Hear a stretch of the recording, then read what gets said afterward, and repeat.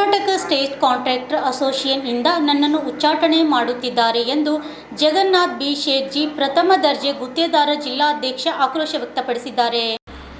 ನಗರದ ಪತ್ರಿಕಾ ಭವನದಲ್ಲಿ ನಡೆದ ಸುದ್ದಿಗೋಷ್ಠಿಯಲ್ಲಿ ಮಾತನಾಡಿದ ಅವರು, ನನ್ನನ್ನು ಸಂಘದಿಂದ ಉಚ್ಚಾಟನೆ ಮಾಡಿದ್ದೀರಿ, ನನಗೆ ಬಹಳ ಸಂತೋಷವಾಗಿದೆ. ನನ್ನನ್ನು ಸಂಘದ ಲೆಟರ್ ಪ್ಯಾಡ್ ವಾಟ್ಸಾಪ್ ಗ್ರೂಪ್ನಿಂದ ಸಹ ತೆಗೆದಿದ್ದೀರಿ. ಯಾವ ತರಹದ ವಿಚಾರಣೆ ಮಾಡದೆ ನನ್ನನ್ನು ಅಪರಾಧಿ ಎಂದು ಅಧ್ಯಕ್ಷರು ನಿರ್ಣಯ ಮಾಡಿ ನನಗೆ ಶಿಕ್ಷೆಯನ್ನು ನೀಡಿದ್ದಾರೆ. ಮುಂದೆ ಯಾರೇ ತಪ್ಪು ಮಾಡಿದರೂ ಅವರಿಗೆ ಸಹ ನನಗೆ ಕೊಟ್ಟಿರುವ ಶಿಕ್ಷೆಯನ್ನು ಸಂಘದ ಅಧ್ಯಕ್ಷರಿಗೂ ಮತ್ತು ಕಾರ್ಯದರ್ಶಿಯು ಅವರಿಗೂ ಸಹ ನೀಡಬೇಕು ಎಂದು, ನನಗೆ ಅನ್ವಯಿಸಿದ ಕಾನೂನು ಅವರಿಗೂ ಕೂಡ ಅನ್ವಯಿಸಬೇಕು ಎಂದು ತಿಳಿಸಿದ್ದಾರೆ. Bureau report, RJ32 Kannada news, Kalaburagi.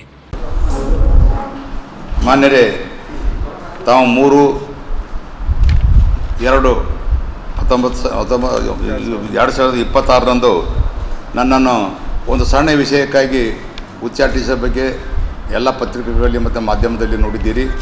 ಇವತ್ತು ನಮ್ಮ ಸಂಘದ ಅಧ್ಯಕ್ಷರಾದಂಥ R. ಮಂಜುನಾಥ್ ಅವರು ಸಂಘಕ್ಕೆ ಭಾಳ ದೊಡ್ಡ ಅನ್ಯಾಯವನ್ನು ಮಾಡಿದ್ದಾರೆ. ಇವತ್ತು ನಾವು ಪೌರಾಡಳಿತ ಸಚಿವರಾದಂಥ, ನಗರಾಭಿವೃದ್ಧಿ ಸಚಿವರಾದಂಥ ಶ್ರೀಮಾನ್ ಸುರೇಶ್ ಭೈರತಿ ಸಾಹೇಬರು ಅನೇಕ ಟೆಂಡರ್ಗಳನ್ನು ಪ್ಯಾಕೇಜ್ ಪದ್ಧತಿಯಲ್ಲಿ ಕರೆಯುತ್ತಿದ್ದರು. ಕೇಂದ್ರ ಸರ್ಕಾರ ಪ್ರತಿಯೊಂದು ಕಾರ್ಪೊರೇಷನ್ಗಳಿಗೆ 100 ಕೋಟಿ ರೂಪಾಯಿ ಅನುದಾನ ಕೊಟ್ಟಿದೆ. ಆ ಅನುದಾನವನ್ನು ಪ್ಯಾಕೇಜ್ ಸಿಸ್ಟಮ್ದಲ್ಲಿ ಕರೆಯುತ್ತಿದ್ದರು. ಅದನ್ನು ಪ್ರತಿಭಟಿಸಿ ನಾವು ಬೆಳಗಾವದಲ್ಲಿ ಪ್ರತಿಭಟನೆ ಮಾಡಿದ್ದೇವೆ. ಬೆಳಗಾವದಲ್ಲಿ ಯಾಕೆ ಪ್ರತಿಭಟನೆ ಮಾಡಿದ್ದೇವೆ ಅಂತಂದ್ರೆ, ಆ್ಯಸ್ ಪರ್ ನೀವು ಹೆಂಗೆ ಒಂದು ಆ್ಯಕ್ಷನ್ ಪ್ಲ್ಯಾನ್ ಮಾಡಿರಿ, ಆ್ಯಕ್ಷನ್ ಪ್ಲ್ಯಾನ್ ಪ್ರಕಾರ ಕರೀರಿ.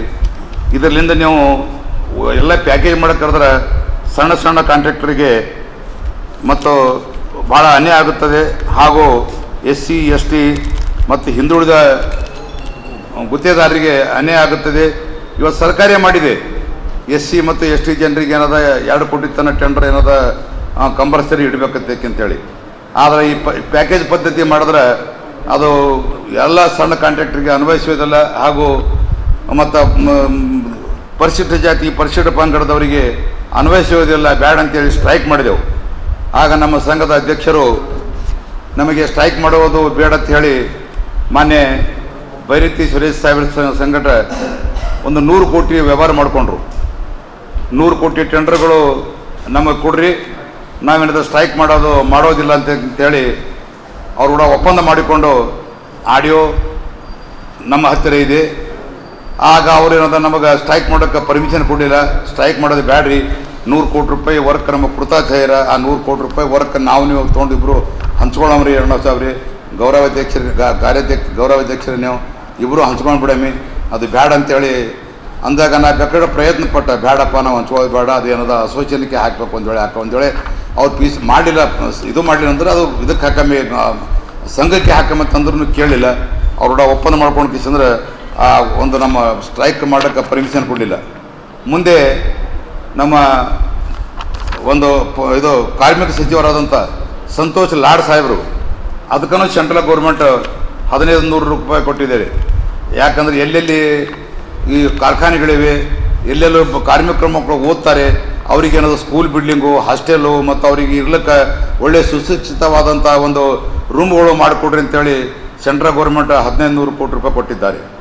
ಆದರೆ ಸಂತೋಷ್ ಲಾಡ್ ಸಾಹೇಬರು ಅದಕ್ಕೇನದ 7-8 ಜಿಲ್ಲೆ ಕರೆಸಿ 150 ಕೋಟಿ 175 ಕೋಟಿ ರೂಪಾಯಿ ಟೆಂಡರ್ಗಳು ಪ್ಯಾಕೇಜ್ ಮಾಡಿ ಟೆಂಡರ್ ಕರೆದ್ರು. ಆಗ ನಾವೊಂದು ಅವ್ರ ಲೆಟ್ರ್ ಕೊಟ್ಟೆ, ಯಾರಿಗೆ?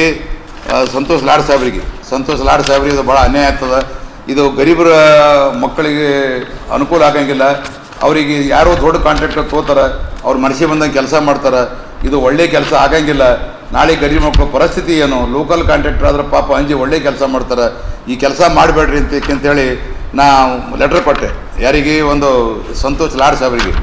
ಆಗ ನಮ್ಮ ಅಧ್ಯಕ್ಷರು ಸಂತೋಷ್ ಲಾಡ್ ಸಾಹೇಬ್ರ ಬಳಿ ಹೋಗಿ ಒಂದು 100 ಕೋಟಿ ರೂಪಾಯಿ ಟೆಂಡರ್ ನನ್ನ ಮುಖಾಂತರ ಕೊಡ್ರಿ, ನಾ ಏನಾದ್ರು ಸ್ಟ್ರೈಕ್ ಮಾಡೋಂಗಿಲ್ಲ, ಏನೂ ಮಾಡೋಂಗಿಲ್ಲ, 100 ಕೋಟಿ ರೂಪಾಯಿ ಏನಾದ್ರು ನನ್ನ ಮುಖಾಂತರ ಕೊಡ್ರಿ ಅಂತೇಳಿ ಅವ್ರ ಹತ್ತಿರ ಹೋಗಿಸಿದ್ರೆ ಅವ್ರು ಒಪ್ಪಂದ ಮಾಡ್ಕೊಂಡು ಬಂದರು.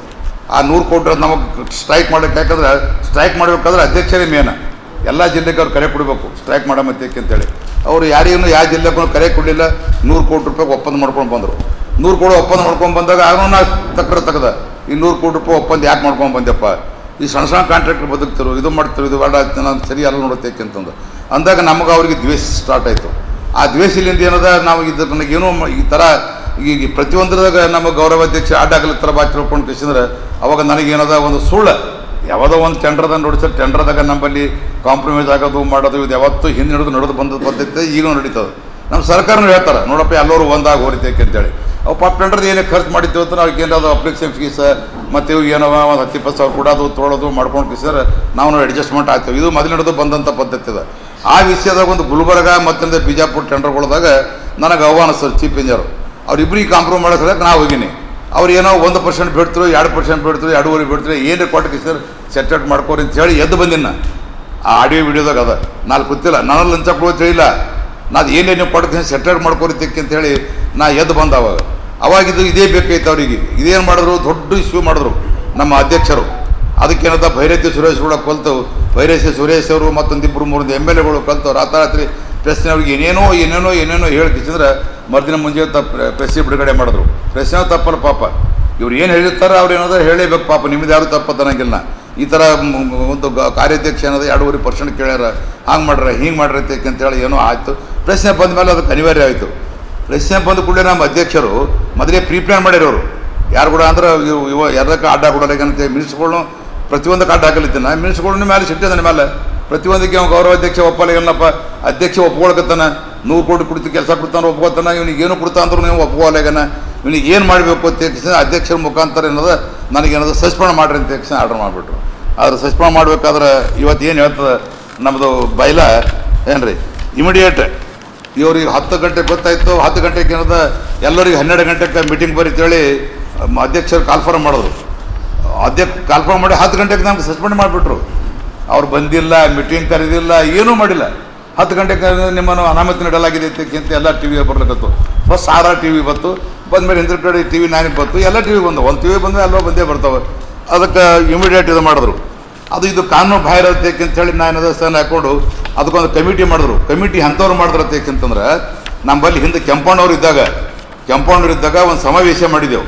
ಆ ಸಮಾವೇಶದಾಗ ನಮ್ಮ ಅಧ್ಯಕ್ಷ 2 ಕೋಟಿ ರೂಪಾಯಿ ಲಂಚ ತಿಂದಿದ್ದ ಯಾರಿಂದ ಮತ್ತು ಹೆಲ್ತ್ ಡಿಪಾರ್ಟ್ಮೆಂಟ್ಲಿಂದ 2.5 ಕೋಟಿ ರೂಪಾಯಿ ಲಂಚ ತೊಗೊಂಡಿದ್ದ. ಆ ಲಂಚ ತೊಗೊಂಡಿದ್ದಕ್ಕೆ ಏನದ ಅವ ದಿನೇಶ್ ಅಂತ ಹೇಳಿ ಇವತ್ತು ಕಮಿಟಿ ಅಧ್ಯಕ್ಷ ಮಾಡ್ಯಾರ. ಅವ ದಿನೇಶ್ ಓಪನ್ ಹೇಳ್ದ ಎಲ್ಲಿ ಮೀಟಿಂಗ್ದಾಗ 2.5 ಕೋಟಿ ರೂಪಾಯಿ ಲೆಕ್ಕ ಇಲ್ಲಿ ತಿಂದೈತಿ ಅಂತೇಳಿ ಕೆಂಪಣ್ಣವ್ರು ಇದ್ದಾಗ ಇದು. ಆದ್ರೆ ಇವ ಲೆಕ್ಕ ಇಲ್ಲಿಲ್ಲ, ನಾನು ಕೊಟ್ಟಿಲ್ಲ, ತೊಗೊಂಡಿಲ್ಲ, ಹಾಗೆ ಹೇಳ್ದ. ನನ್ನ ಬಲ್ ಪ್ರೂಫ್ ಅಂದ. ಅಂಥವ್ನಿಗೆ ಇವತ್ತೇನದ ಕಮಿಟಿ ಅಧ್ಯಕ್ಷ ಮಾಡ್ಯ ನಾವು. ಅವ್ರವ್ರಿಗೂ ಮುಂದೆ ಸೆಟ್ರೇಟ್ ಆದರು, ಬೇಡಪ್ಪ ಇದೇನದ 2.5 ಹೊರಗೆ ತೆಗೆದು ಬೇಡ, ಇದು ಹೊರಗೆ ತಲೋದು ಬೇಡ, ನಾನು ಈ ಸೆಟ್ರೇಟ್ ಆಗಮತ್ತೆ. ಅವ್ನಿಗೆ ಇವತ್ತು ಕಮಿಟಿ ಅಧ್ಯಕ್ಷ ಅವನಿಗೆ ಸಸ್ಪೆಂಡ್ ಮಾಡಬೇಕಾಯ್ತು. ಅವತ್ತೇ 2.5 ಕೋಟಿ ರೂಪಾಯಿ ಯಾವಾಗ ಅವ ಬ್ಲೇಮ್ ಮಾಡ್ತಾನ. ಇದಕ್ಕೆ 65 ಸದಸ್ಯರು ಒಪ್ಪಿಗೆ ಇದೆ, 65 ಸದಸ್ಯರು ವಿಟ್ನೆಸ್ ಇರ್ತದೆ. ಇದು ಆಡಿಯೋ ವಿಡಿಯೋ ಆಗಿದಲ್ಲ, ಯಾಕಂದ್ರೆ ಮೀಟಿಂಗ್ದಾಗ ಆಗಿದ ವಿಷಯ ಇದು.